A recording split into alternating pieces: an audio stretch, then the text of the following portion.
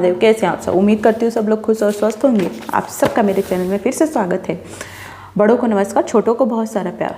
Budget 2024 जो आप सबको, हम सबको जानना चाहिए। इस बजट को लेकर काफ़ी लोग तारीफ़ भी कर रहे हैं, जो तारीफ़ के काबिल भी है, क्योंकि इसमें ओवरऑल सबको इंक्लूड किया गया है। देश के फाइनेंस मिनिस्टर निर्मला सीतारमण जी ने बजट को पेश किया और उन्होंने जो मेन इम्पॉर्टेंट है वो मैं आपको बताऊंगी। उसके अलावा आपको रीड जरूर करना चाहिए। आज बजट पेश किया गया, उसमें क्योंकि भारतीय जनता पार्टी शुरू से ही ये चीज़ बोलते रही है कि उनके लिए 4 जाति है। पहला महिला, गरीब, युवा और कृषि, इनको लेकर के फोकस किया गया है। अगर मैं बात करूं टैक्स स्लैब में तो कुछ चेंजेस किया गया है। मैंने सारा चीज़ें नोट डाउन किया है उसको काफ़ी प्रॉपर बताने की कोशिश कर रही हूँ। 0 से 3 लाख जिसका एनुअल इनकम है उसको 0% टैक्स देना पड़ेगा। 3 से 7 लाख जिसका एनुअल इनकम है उसे 5%, 7 से 10 लाख 10%, 10 से 12 15%, 12 से 15 20% टैक्स और 15 प्लस को 30% टैक्स देना पड़ेगा। ये कुछ टैक्स स्लैब में चेंजेस किया गया है, वो दिखाया। उसके अलावा आजकल जो एम्प्लॉयमेंट है उसको लेकर के बहुत सारा इशू बना हुआ है, तो उस पर भी जोर दिया गया है और बहुत अच्छी स्कीम लाई गई है। ये पॉइंट मुझे लगा कि इस पूरे बजट का सबसे अच्छा पॉइंट मैं मान सकती हूँ और मानना भी चाहिए। One of the best point कि मैंने पूरे अच्छे से लिखा है कि नेक्स्ट 5 ईयर 1 करोड़ युवाओं को इंटर्नशिप दिया जाएगा, समझ रहे हैं, और पर मंथ 5,000 रुपये दिए जाएंगे। मतलब हर वो PSU भी हो सकती है, प्राइवेट कंपनियां भी हो सकती हैं, वो 1 करोड़ युवाओं को इंटर्नशिप देगी, पर मंथ 5,000 रुपया मिलेगा और उन्हीं 1 करोड़ युवाओं को नौकरियां उसमें दी जाएगी। ये इसलिए भी की जाती है कि ग्रेजुएशन तो कर लेते हैं लेकिन इतना अच्छा स्किल डेवलपमेंट नहीं होता है, जिसकी वजह से जो यूथ है वो अनएम्प्लॉय हो रह जाता है। इसीलिए 1 करोड़ युवाओं को ये इंटर्नशिप दिया जाएगा। वो कोई भी पब्लिक सेक्टर कंपनी हो सकती है, प्राइवेट सेक्टर कंपनी हो सकती है, और और 5,000 रुपया पर मंथ पैसे भी दिए जाएंगे और वो जो इंटर्नशिप कर लिए उनको उसमें नौकरी दी जाएगी।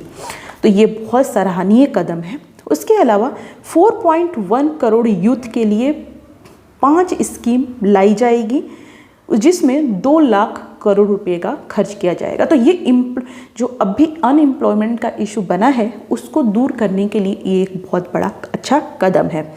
उसके अलावा अगर आप बिहार के हैं तो बिहार के बारे में जरूर जानें। रोड प्रोजेक्ट के लिए 26,000 करोड़ रुपया इन्वेस्ट किया जाएगा। 21,000 करोड़ पावर प्लांट के लिए किया जाएगा। उसके अलावा एक्स्ट्रा फाइनेंशियल सपोर्ट दिया जाएगा।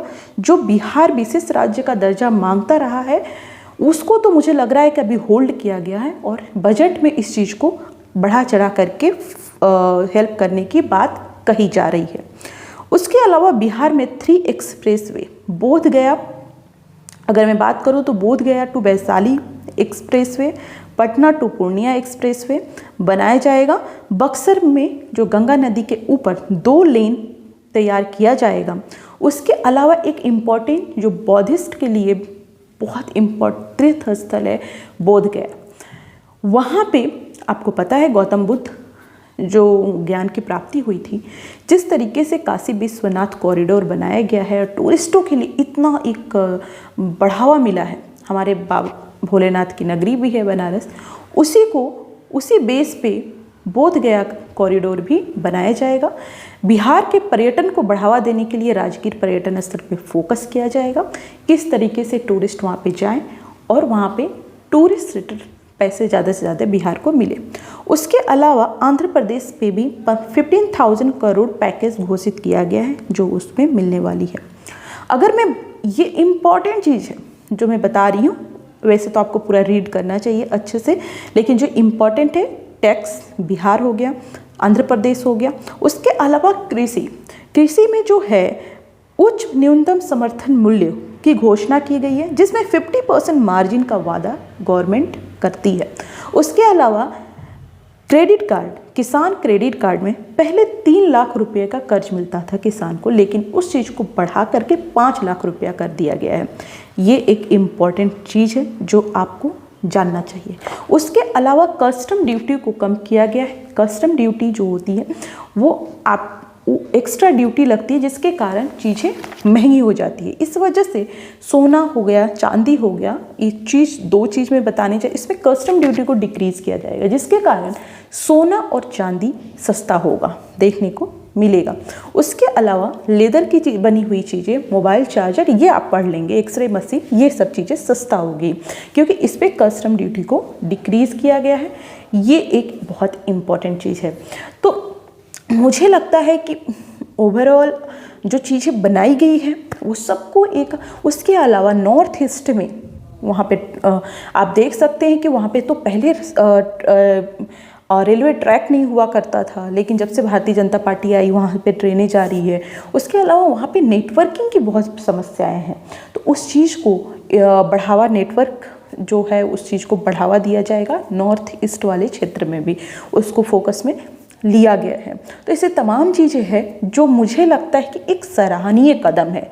सबसे इम्पॉर्टेंट कि जो रोजगार के लिए बातें की गई है वो मुझे बहुत पसंद आया, क्योंकि जिस तरीके से इंटर्नशिप देना, उसके अलावा पैसे देना, उसके अलावा जॉब लेना, क्योंकि स्किल डेवलपमेंट बहुत ज़रूरी है, उस चीज़ पे गवर्नमेंट फोकस करेगी। और हो सकता है ये चीज़ें अगर ग्राउंड पे काम हुई तो मुझे लगता है कि ये बहुत फ़ायदा होने वाला है यूथ के लिए।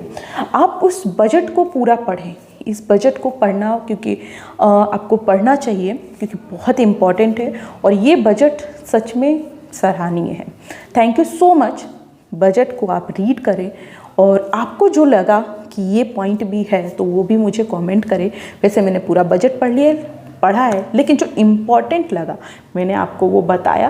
वैसे इम्पॉर्टेंट और भी चीज़ें हैं, लेकिन जो मेन पॉइंट है वो मैंने बताया है कि कैसे टैक्स स्लैब में छूट दी गई है, कैसे एम्प्लॉयमेंट के बेसिस पे यूथ के लिए काम किया गया है, किसानों के लिए क्या किया गया है, उसके अलावा क्या सस्ता हुआ है, बिहार के हैं तो बिहार को क्या क्या चीज़ें मिलने वाली है, आंध्र प्रदेश को क्या पैकेज मिलने वाला है।